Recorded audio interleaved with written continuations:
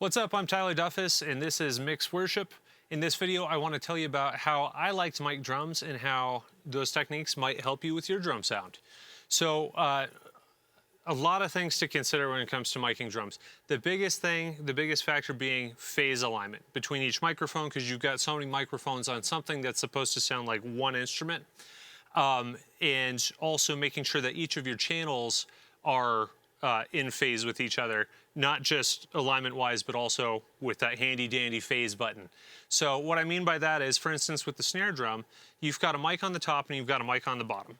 And those mics are basically, they should be 90 degrees from each other, but as the snare head is going up, it's going away from the snare bottom mic and it's going towards the snare top mic. You gotta flip the phase for that, because otherwise you're gonna cancel out the waveform that happens from that snare drum being hit. So other considerations, like I say, that 90 degrees for your snare top and your snare bottom. Any mic on the kit needs to either be 90 degrees off center from each other, or it needs to be parallel, otherwise you're gonna run into some problems. So let's take a look at snare drum first.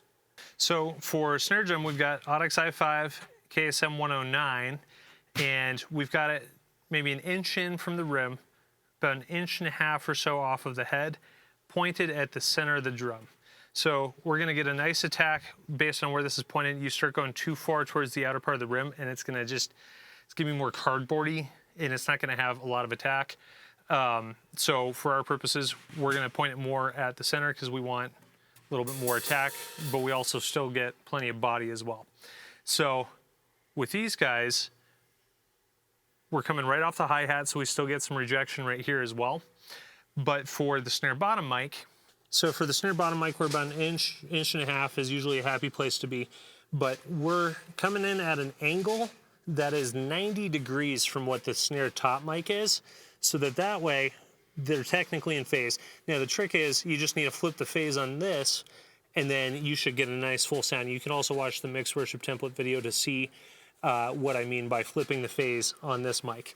All right, so for hi-hat, I like to do about 4 to 6 inches off, and we're going parallel with what our snare mics are, so that we can stay in phase with our snare mics, because no matter what you do, you're gonna have a bunch of snare coming through the hi-hat, and you're gonna have some hi-hat coming through the snare. So as long as these microphones are parallel with each other, you don't have as many phase problems. Likewise with tom, it's coming in at the same angle as our snare top mics. It's about an inch and a half up to the diaphragm, pointed towards the center. Too far this way, and it's gonna be you're gonna get weird overtones from the toms that are not gonna be pleasing. For floor tom, same thing, about an inch and a half to 2 inches off of the head.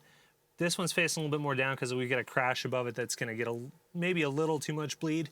But either way, this drum is so big that you're right. But this is 90 degrees from our snare mic. And so that way we're keeping things phase coherent with this as well. Now, you can't really see it, but inside the kick drum, we've got a Shure Beta 91 PZM microphone right in the middle of the drum, sitting on the pillow.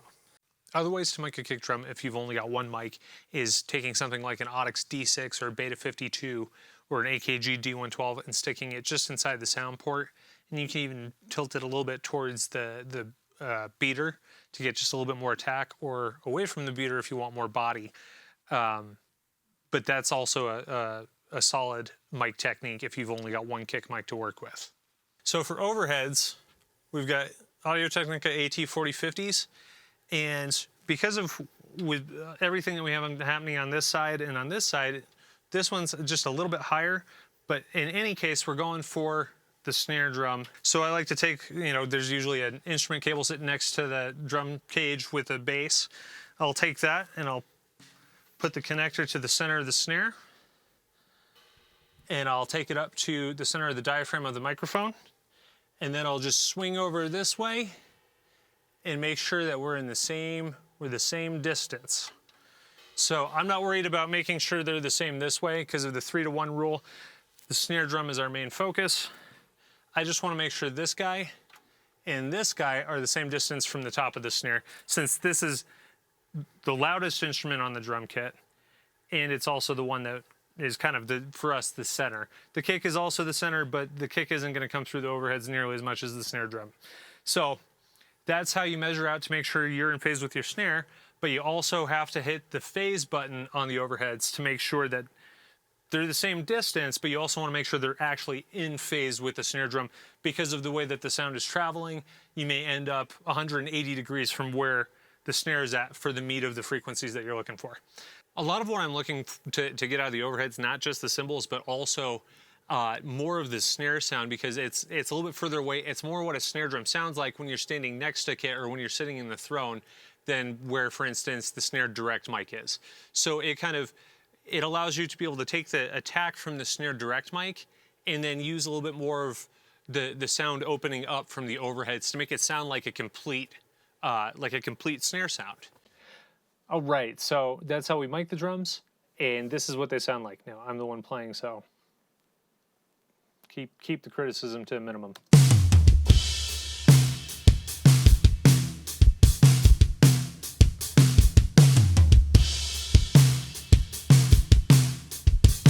So this is going through our Mix Worship template version 1.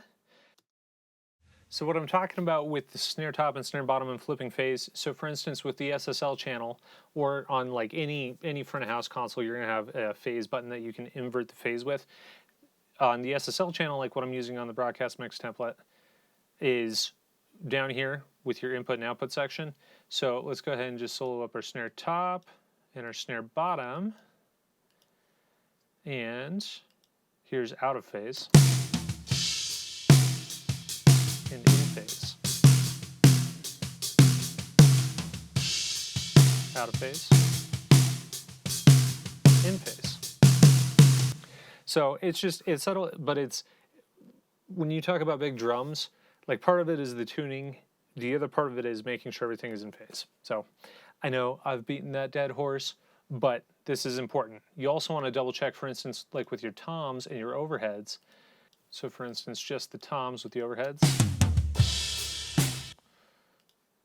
So this is this is both of them inverted, because I've got the overheads inverted because I know that I need those inverted with the snare top. For snare, or for the toms, it could go either way. It depends on the distance and it depends on the mics, but sometimes you need to flip the phase on those. So toms one more time.